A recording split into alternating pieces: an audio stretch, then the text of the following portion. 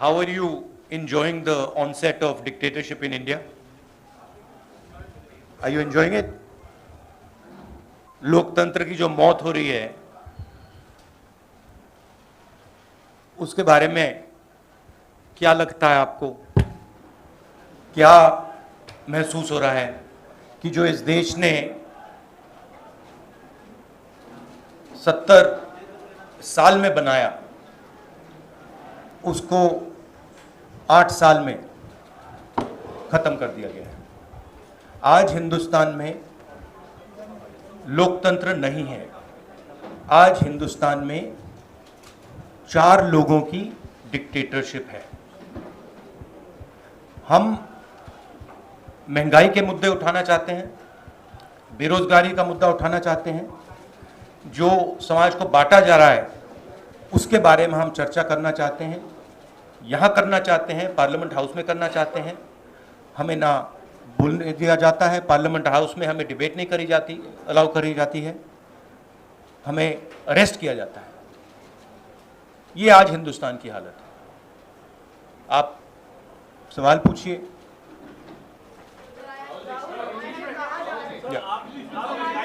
In English. Look, what we are witnessing is the death of democracy. That's what India is witnessing. What India has built, brick by brick, starting almost a century ago, is basically being destroyed in front of your eyes. All of you know it. The whole of India knows it. Anybody who stands against this idea of the onset of dictatorship, doesn't matter who he is, where he comes from, which state, which religion, male, female, he is viciously attacked, put in jail, arrested, beaten up. One second. The idea is that people's issues, whether they are price rise, unemployment, violence in society, people's issues must not be raised. That is the sole agenda of the government. And the government is being run to protect the interest of 4 or 5 people, and the government, this dictatorship is being run in the interest of 2 or 3 small business, big business people by 2 people.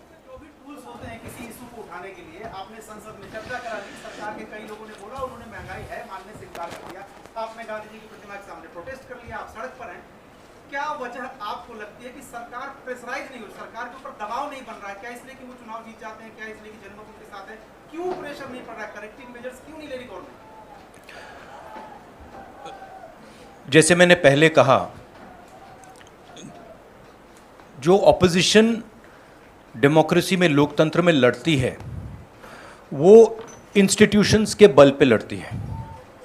मतलब जो देश का legal structure होता है, judicial structure होता है, जो देश का इलेक्टोरल स्ट्रक्चर होता है, जो देश की मीडिया होती है, उसके बल पर ऑपोजिशन खड़ी होती है।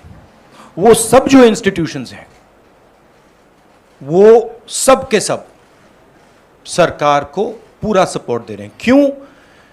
क्योंकि सरकार ने अपने लोग इंस्टीट्यूशंस के अंदर बैठा रखे हैं। हिंदुस्तान का आज हर इंस्टीट्यूशन इंडिपेंडेंट नहीं है। हिंदुस्तान का हर इंस्टीट्यूशन आज आरएसएस के कंट्रोल में है। आरएसएस का एक व्यक्ति हर इंस्टीट्यूशन में बैठा है। तो हम एक राजनीतिक पार्टी से नहीं लड़ रहे हैं, हम हिंदुस्तान के पूरे इंफ्रास्ट्रक्चर के खिलाफ लड़ रहे हैं। जब हमारी सरकार होती थी, इंफ्रास्ट्रक्चर न्यूट्रल रहता था, हम इंफ्रास्ट्रक्चर को कंट्रोल नहीं करते थे। 2 राजनीतिक पार्टियों की लड़ाई होती थी, 3 राजनीतिक पार्टियों की लड़ाई होती है। आज इंफ्रास्ट्रक्चर सरकार का पूरा एक पार्टी के साथ है। फाइनेंशियल इंफ्रास्ट्रक्चर उनके साथ है। अगर कोई दूसरी पॉलिटिकल पार्टी को सपोर्ट करना चाहे, उस पर ईडी लगा दी जाती है, सीबीआई लगा दी जाती है, धमकाया जाता है, डराया जाता है। तो फाइनेंशियली मोनोपोली है बीजेपी की, आरएसएस की, इंस्टीट्यूशनली मोनोपोली है। इसीलिए ऑपोजिशन इफेक्टिवली, अग्रेसिवली खड़ी हो रही है, बट इंपैक्ट जो होना चाहिए वो दिख नहीं रहा है। एक मिनट सर, आप पार्लियामेंट में जब प्राइस राइज पर चर्चा हो रही थी, वित्त मंत्री ने रिप्लाई दिया और ये कहा कि ये माना कि हाँ महंगाई है लेकिन उतनी नहीं है कि यूपीए सरकार के वक्त 7% इन्फ्लेशन रेट है, लेकिन this is just complete nonsense. आज सबसे ज्यादा अनएम्प्लॉयमेंट हिंदुस्तान में, महंगाई बढ़ती जा रही है, गैस सिलेंडर की प्राइसेस बढ़ती जा रही हैं।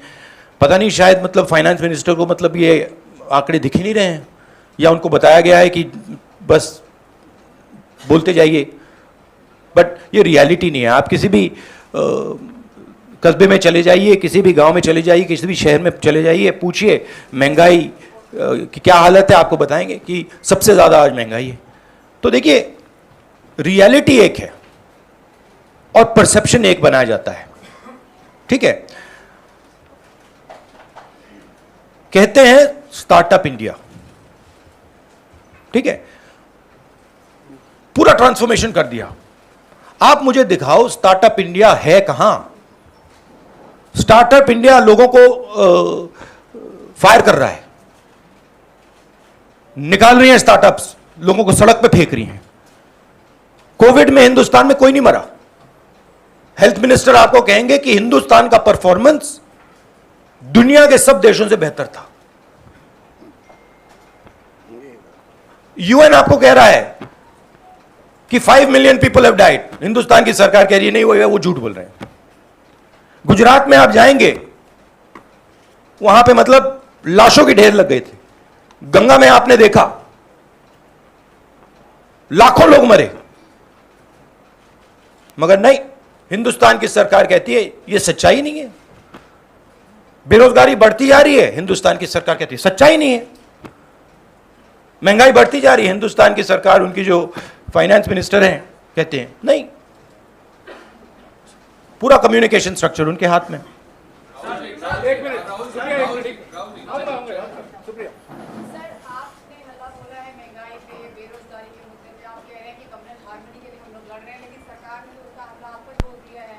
How do you see the way that barricading happened and you are raising the issues of people? I understand one thing very clearly. The more I raise people's issues, the more I tell the truth in front of you, the more I will be attacked by the government. It's a simple thing. जितना मैं सच्चाई बोलूंगा उतना मेरे ऊपर आक्रमण होगा। मेरी प्रॉब्लम यह है कि मैं सच्चाई बोलता हूं, मैं डरता नहीं हूं। तो मैं अपना काम करूंगा, लोकतंत्र के लिए खड़े होने का काम करूंगा, महंगाई का मुद्दा उठाने का काम करूंगा, बेरोजगारी का मुद्दा उठाने का काम करूंगा, और मेरे ऊपर और आक्रमण होंगे। यह सच्चाई है। राहुल जी, आपने कहा कि और जो धमकाता है वो डरता है। ये बात आप समझ लीजिए, जो डरता है वो धमकाता है। सर आपने कहा किससे डरते हैं? जो आज हिंदुस्तान की हालत है उससे डरते हैं। जो उन्होंने वायदे किए थे, जो उन्होंने पूरे नहीं किए, उससे डरते हैं। महंगाई से डरते हैं, बेरोजगारी से डरते हैं, जनता की जो शक्ति है उससे डरते हैं। क्यों डरते हैं? क्योंकि झूठ बोलते हैं। 24 घंटा ये लोग झूठ बोलते हैं। बेरोजगारी नहीं है, प्राइस राइज नहीं है, चाइना नहीं आया। आपने कहा कि राजनीतिक दल को डराने की कोशिश सरकार के द्वारा होती है। वो डराने की कोशिश तो आपको, सोनिया जी को, कांग्रेस पार्टी को भी हो रही है। उस डर को किस तरीके से मुकाबला करेंगे? डर है ही नहीं, मुकाबला करने की क्या जरूरत है ही नहीं डर। किस चीज से डरना? डर नहीं। एक मिनट मौसम मैं आ रहा हूँ। राहुल, ये लगातार कहा जा रहा है कि महंगाई बहाना है, दरअसल आप लोग का निशाना ईडी है। और दूसरा, एक तरफ जहां आप लोग बाहर सड़कों पर उतरे हुए, संसद के भीतर एक तस्वीर देखी गई जहां पर, जिसकी शिकायत भी आपने स्पीकर से की, सोनिया गांधी के साथ स्मृति ईरानी जिस तरह से पेश आई, उसको लेके आपने शिकायत की, तो उस पर आपकी क्या टिप्पणी है? क्या ये भी देखिए, एक बात मैं आपसे कहना चाहता हूं, मैंने पहले भी कह दिया। मैं इस बात को समझता हूं कि जितना भी मैं जनता की इश्यूज को उठाऊंगा, जितनी भी मैं महंगाई की बात करूंगा, अनएम्प्लॉयमेंट की बात करूंगा, कम्युनल हार्मनी की बात करूंगा, उतना मेरे ऊपर आक्रमण होगा। और मुझे अच्छा लगता है क्योंकि मैं आक्रमण से सीखता हूं। तो जितना भी ये मेरे ऊपर आक्रमण करेंगे मुझे फायदा होता है। I get great Joy when my political opponents attack me. They are not able to understand this. I get great happiness. अंदर से मुझे बहुत खुशी होती है। क्यों? क्योंकि मुझे अपने जो आइडियाज हैं, अपनी जो सोच है, अपनी जो विचारधारा है, वो और समझ आती है। मुझे बैटलफील्ड जो है वो और समझ आती है। लड़ाई क्यों हो रही है मुझे वो समझ आता है, और उससे मुझे बहुत बहुत खुशी होती है। एक मिनट। आप एक काम कीजिए, अगर आपको मौका मिले, जो ईडी ऑफिसर्स ने मुझे इंटेरोगेट किया उनसे आप जाके बात कीजिए, वो आपको बता देंगे क्या हुआ उस कमरे में। No supplementary. माइनस न्यूज एजेंसी से मेरा सवाल है कि आखिर क्या मजबूरियां कांग्रेस पार्टी के सामने है कि आपको हर चीज पर साबित करना पड़ रहा है, चाहे वो झंडे को लेकर हो, महंगाई को लेकर हो, या कोई भी अन्य मुद्दा हो। कांग्रेस पार्टी जनता के सामने ऐसा क्या मजबूरियां? कांग्रेस पार्टी को नहीं, हिंदुस्तान में कोई भी व्यक्ति, किसी भी पार्टी का, non political, political, film star, कोई भी अगर सरकार के खिलाफ कुछ बोलता है, उस पे हिंदुस्तान के सारे इंस्टीट्यूशन का वजन पड़ जाता है। यह कांग्रेस पार्टी की बात नहीं है। मैंने जो यहां शुरुआत की, और देश को शायद यह समझ नहीं आ रही है और आएगी बात, लोकतंत्र आज हिंदुस्तान में नहीं है, खत्म हो गया है। Democracy is now a memory in India, it is nothing more, and there are consequences to this. You will see there are going to be devastating consequences to this, because the people of India are not just going to keep quiet. Rahul ji, Mausami ने जो सवाल पूछा था, पहला सवाल वही मैं दोहराना चाहता हूँ। आपके पॉलिटिकल ओपोनेंट्स मेनली नए सवाल पूछे। मल्टीपल बीजेपी लीडर्स का नहीं, उसका जवाब नहीं आया था सर। किसका नहीं जवाब है? मल्टीपल बीजेपी लीडर्स का आरोप है कि महंगाई सिर्फ बहाना है, क्योंकि आपसे और मिसेस गांधी से ईडी क्वेश्चनिंग कर ली, इसलिए आप लोग इतना बड़ा हुआ है। नहीं, question all you want, question all you want, right? There is absolutely nothing there, everybody knows it, so question all you want. My job is to resist the idea of the RSS. That's my job, and I'm going to do it. The more I do it, the more I will be attacked, the harder I will be attacked. I am happy, attack me. हाँ रंजीता। राहुल जी, आपने कहा आप हर तरह के attack के लिए तैयार हैं। अभी हम जब रिपोर्टिंग कर रहे थे तो आपकी कार्यकर्ता आपसे एक बात कर रहे हैं कि आप एक बार फिर राष्ट्रीय अध्यक्ष की कुर्सी पर आप आ जाए। देखिए, ये प्रेस कॉन्फ्रेंस आप डिस्ट्रैक्ट करने की कोशिश मत कीजिए, ठीक है? सीधी सी बात है। ये प्रेस कॉन्फ्रेंस महंगाई, बेरोजगारी और देश में जो आज हालत है उसके बारे में है। तो अब उसके बारे में बात करते हैं, क्योंकि वो हिंदुस्तान की जनता के लिए सबसे जरूरी मुद्दा है। ओके, विक्रांत। सर, सोनिया गांधी ने कहा कि मैं इंदिरा गांधी की बहू हूं, किसी से नहीं डरती। आपने कहा कि मैं नरेंद्र मोदी से नहीं डरता। तो क्या नरेंद्र मोदी आप लोगों को डरा रहे हैं? कोई तरीका आपको लगता है? मैंने आपको बोला डर नहीं है। क्या डरा रहे हैं? वो डराने की कोशिश करें, करते जाएंगे, कोई फर्क नहीं पड़ता। एक मिनट, एक व्यक्ति सवाल पूछेंगे प्लीज। नहीं, देखिए, ये एक बात समझिए, ये गांधी परिवार पे अटैक क्यों करते हैं? ये गांधी परिवार पे इसलिए अटैक करते हैं क्योंकि हम एक विचारधारा के लिए लड़ते हैं, और हमारे जैसे देश में करोड़ों लोग हैं। हम लोकतंत्र के लिए लड़ते हैं, हम कम्युनल हार्मनी के लिए लड़ते हैं, और सालों से लड़ रहे हैं। यह सिर्फ मैंने नहीं किया, सालों से हो रहा है। जान दी है मेरे परिवार ने। यह हमारी जिम्मेदारी है, रिस्पॉन्सिबिलिटी है, जो भी आप कहना चाहो, क्योंकि हम इन विचारधाराओं के लिए लड़ते हैं। जब हिंदुस्तान को बांटा जाता है, हिंदू मुसलमान को लड़ाया जाता है, हमें दर्द होता है। जब किसी को दलित कह के मारा जाता है, पीटा जाता है, हमें दर्द होता है। जब किसी महिला को पीटा जाता है, हमें दर्द होता है। इसीलिए हम लड़ते हैं। ये एक परिवार नहीं है, ये एक विचारधारा है। मैं गुजारिश करूंगा एक एक करके सवाल पूछिए, सबको मौका दिया जाएगा। राहुल जी यहाँ बैठे हुए हैं, सबके सवाल देंगे और इनके सामने कोई टेलीप्रॉम्प्टर भी नहीं है। हाँ Samia.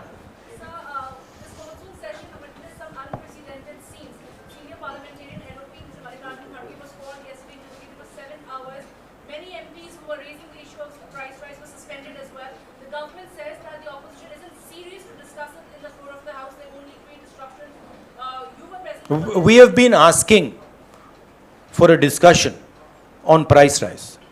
No discussion was allowed. Practically no discussion is allowed in Parliament. The Chinese troops came into India, they occupy India, no discussion is allowed. Unemployment we want to raise, no discussion is allowed. Price rise, no discussion. Agnipath, no discussion. No discussion is allowed. It is much more beneficial for us to have discussion in Parliament. We demolish the government every single time we have a discussion in Parliament. Right? 1 second, please let me speak. Right? We demolish the government every single time we have a discussion. You're aware of it. They don't want a discussion. They can't face a discussion. That's the truth. And this is not only a Congress issue. They cannot face a discussion with any opposition party. हाँ जी। राहुल जी, आप कह रहे हैं कि बेरोजगारी महंगाई के मुद्दे पर हम लड़ रहे हैं। बीजेपी ये कहती है कि लोकतंत्र में चुनाव सबसे अच्छा तरीका होता है जब जनता तय करती है वो किसकी। हाँ, हिटलर भी चुनाव जीत के आया था। चुनाव हम जीत रहे हैं, बीजेपी। हाँ, हिटलर भी चुनाव जीत जाता था। हिटलर चुनाव कैसे जीतता था? हिटलर चुनाव ऐसे जीतता था कि जर्मनी के पूरे इंस्टीट्यूशंस उसके हाथ में थे। उसके पास एसए थी, पैरामिलिट्री फोर्स थी, उसके पास पूरा का पूरा ढांचा था। मुझे पूरा का पूरा ढांचा दे दो, फिर मैं दिखाऊंगा आपको कैसे इलेक्शन जीता जाता है। एक मिनट हो गया। You see, please understand. What? नहीं वो अलग है। Sunil. Sir, you were saying about your family and your fight and you're fighting for an ideology. Some would ask that Mr. Rahul Gandhi should now take over the leadership of the Congress party and fight for this, especially when you're talking about price rise. Sunil, he has already answered that question. He has said that this. Sunil, please refer to the earlier answer. हाँ जी। सिद्धांत जी, आप। I will please refer to that one. It is there. आपने पूछ लिया। You can look at the video. First round में सबको मौका देना। You can look at the video nicely, and it's all there. Sunil, no supplementary please. हाँ please. Rahul, जब लोकसभा में बहस हुई थी तो निर्मला सीतारमण ने कहा था मैक्रो इकोनॉमिक फंडामेंटल्स हमारे परफेक्ट हैं, इसलिए श्रीलंका से अगर I think the macroeconomic fundamentals that she's talking about is something else. I don't think the finance minister has any understanding of what is going on in the economy of India. Zero understanding, right? She is there as a mouthpiece. She has absolutely no understanding. हाँ जी। बीच में। If she had understanding, we would not be in the situation we're in, right? The entire job creation system of India has been destroyed. Small and medium businesses have been wiped out. We have a GST which is a disaster. Please go and ask any state and they will tell you this GST is a disaster, right? We have the highest unemployment in the country. Price rise across the board. And the finance minister is saying there is no problem. Fine. एक minute यार, एक तरीका है सवाल पूछने का। हाँ। BJP alleges that Congress is आपको मौका दूंगा। using the tactics of shoot and scoot. आप उनको अटैक करते हैं, फिर आप चले जाते हैं पार्लियामेंट से बाहर और बीजेपी कहती है वो Congress is not participating in the discussion. What do you have to Please refer to my earlier answer, which I had just given, about the importance of debate and how we are not allowed to debate in Parliament. हाँ या राहुल जी बोलिए। आज कांग्रेस जगह जगह प्रदर्शन करने की बात कर रही है और अनुमति नहीं मिली, तो ऐसे में आप कैसा रहेगा फिर आपकी ओर से क्या क्या प्रदर्शन? अब देखेंगे, हमारा काम विपक्ष का काम है। एक तरीका चलेगा नहीं चलेगा उसको हम टेस्ट करेंगे, दूसरा तरीका टेस्ट करेंगे, तीसरा तरीका टेस्ट करेंगे, मगर हम रेजिस्टेंस को नहीं छोड़ेंगे। हाँ जी। Last two Last two. Question. आखिर में एक मिनट यार, सुनिए, रुक जाइए प्लीज। राहुल, आपने कहा कि विपक्ष को खत्म करने की कोशिश है, आपको डराया जा रहा है, अटैक किया जा रहा है, क्या इस बात का भी आपको अंदेशा है कि आपकी या सोनिया गांधी की गिरफ्तारी भी हो सकती है? मैंने आपसे कहा आप जो भी करना चाहते हो करो, कोई फर्क नहीं पड़ता मुझे। It does not make me any difference. You have to understand this. You have to understand the culture I come from. It does not make me any difference. I will be the happiest person.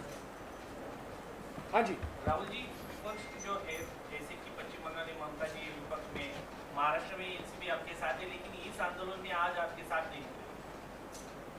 इन्होंने कहा है ये press conference महंगाई, GST और आर्थिक मुद्दों पर सीमित है, और इसी पर अगर आपको सवाल है तो पूछिए। जी राहुल, आपने जिक्र किया कि विपक्ष की जो मजबूती होती है वो संस्थान होते हैं, इंस्टीट्यूशंस होते हैं।